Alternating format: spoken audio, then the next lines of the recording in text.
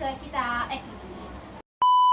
semuanya, kembali lagi di kita podcast ekonomi. Oke deh, hari ini aku nggak sendirian nih guys. Hari ini aku ditemenin sama Alika, Bang Indra, sama Kananda.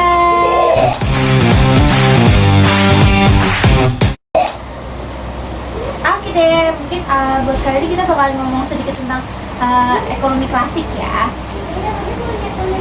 Katanya sih ribet banget ekonomi klasik itu, cuma mari kita obrolin. Tapi tenang kok, kita bahasnya kali ini tuh gak akan ribet dan bakal mudah dipahami. Karena kita santai kan? Betul sih, paling nanti juga gua cuma bagian nutup-nutup aja sih.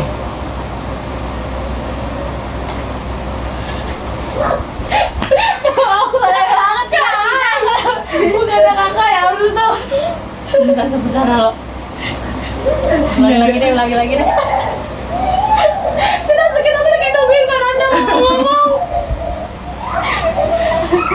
Habis Indra ya aku ya? Iya, bisa Indra. Oke, ulang. Halo semuanya, balik lagi di kita podcast ekonomi. Oke deh, hari ini kita bakalan ngebahas tentang ekonomi klasik. Oke, hari ini aku nggak sendirian nih guys. Nah, ada Alika, ada Bang Indra, ada Kananda.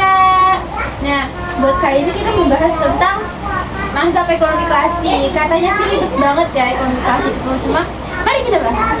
Tapi tenang, pembahasan kita kali ini tuh gak akan ribet sih, karena kita bakal membahas lebih mudah ya, biar lebih mudah dipahami aja. Karena kita bakal santai bahasnya. Betul, paling nanti juga gua bagian yang letak-letak aja sih. Boleh banget. Topik kita hari ini tentang bahasa ekonomi klasik kan. Kalian udah baca-baca belum sih? Udah dong, jadi kalau nggak salah itu ekonomi klasik itu aliran pemikiran ekonomi yang berkembang di abad ke-18 nggak sih? Sampai awal-awal abad ke-19 gitu deh. Ya benar, tokoh utamanya juga yaitu Bapak Adam Smith yang dikenal sebagai Bapak Ekonomi Dunia. Oh, yang punya teori invisible hand itu ya? Biasa dibilang, kalau nggak salah, tangan goib. Iya betul, Goib nih. betul, tangan Tangan goib goib betul. ya. Nah iya nih, tangan tak terlihat kan maksudnya. Yang biasa atur pasar. Kalian paham gak sih maksudnya apa itu? Kalau aku ya nampaknya mungkin kita kan setiap orang tuh pasti punya kepentingan ya. Terus tanpa sadar tuh pas kita itu ngejar tujuan kita masing-masing, nah si ekonomi itu juga bisa seimbang dengan sendirinya gitu, tanpa harus ada campur tangan dari pemerintah gitu deh kalau pemahaman aku ya. Iya, contohnya tuh kayak kalau di pasar kita kan jual beli barang nih. Nah, di situ tuh tanpa disuruh pun harga tuh bisa terbentuk lewatnya permintaan atau penawaran seseorang. Jadi tanpa perlu campur tangan gitu, walaupun misalkan di pasar ada permintaan lebih banyak, berarti kan kita nanti bisa langsung naik kan, atau penawarannya lebih tinggi, bisa langsung naik atau turun gitu. Jadi itu intinya biarin aja pasar bergerak sendiri gitu ya? Iya betul. Iya sih, tapi bener banget. Itu tuh kalau nggak salah disebut apa ya guys ya? Apa sih kak? Yang lalal. Laser fire. Betul, apa tuh kak?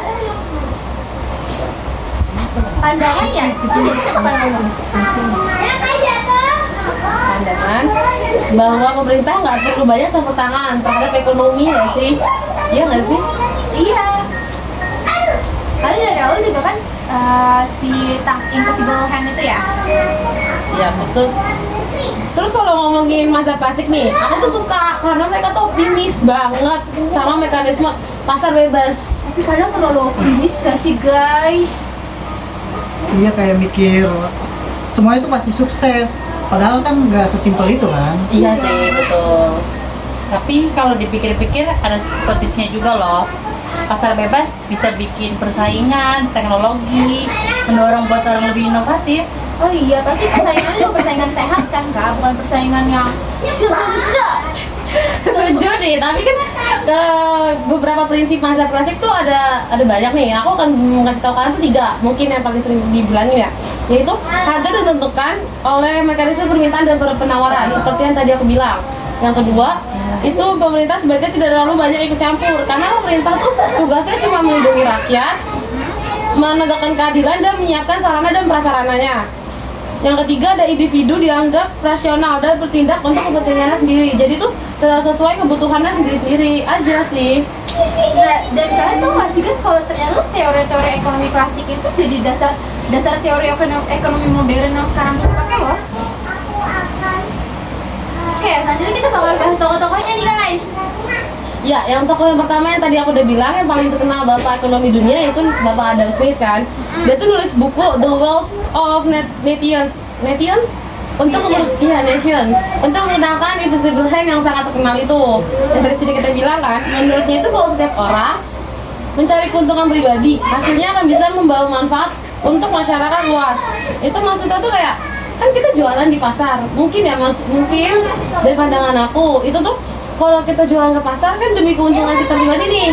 Nah, tapi itu hasilnya akan membawa manfaat buat masyarakat seluasnya karena yang pembeli pun dapat apa yang dia mau dari si penjual kan. Betul. Nah, kayak gitu dari pandangan aku. Selain Adam Smith juga ada David Ricardo ya. Oh iya. Dia tuh yang biasa dikenal dengan keunggulan komparatif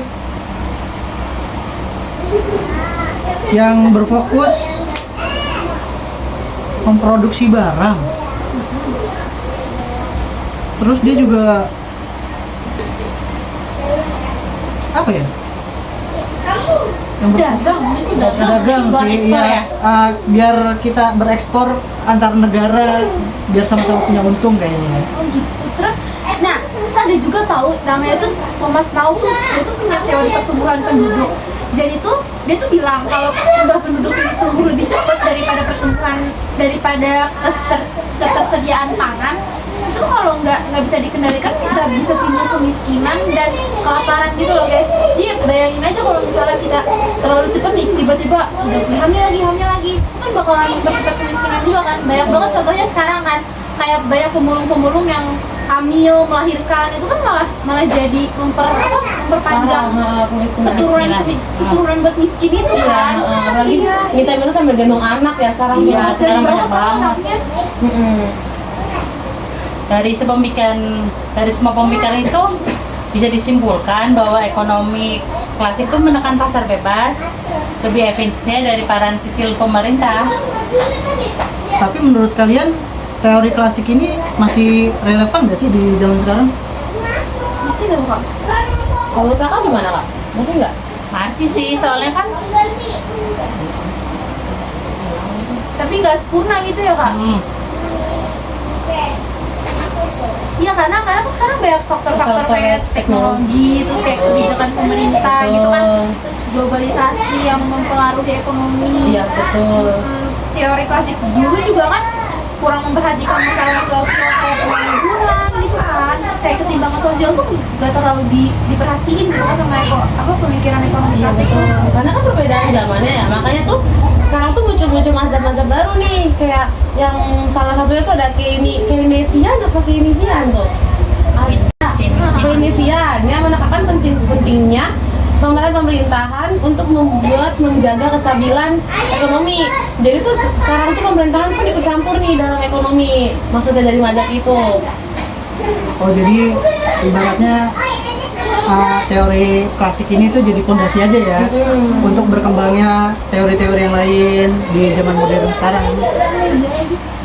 betul banget, walaupun kuno tapi mazhab klasik tetap penting karena jadi dasar cara kita memahami ekonomi sekarang yang terjadi di negara kita. Iya betul banget. Tapi guys, dan bahasanya ternyata seru ya tentang ekonomi klasik. Menurut padahal tadi sebenarnya kayak kebosanin gitu, tapi ternyata tuh seru gitu. Terus kayak ke bawah itu ternyata saking berhubungan sama teori-teori ekonomi yang sekarang gitu loh. Ya kali kan kita bahasnya bareng-bareng nih, dengan kita bareng-bareng kayak gini pun jadi lebih nyantol di kepala karena kita pun bahas sambil santai, nggak terlalu serius. Lebih enjoy. Betul. Tapi gue masih kebayang sih sama ya inisial itu sih.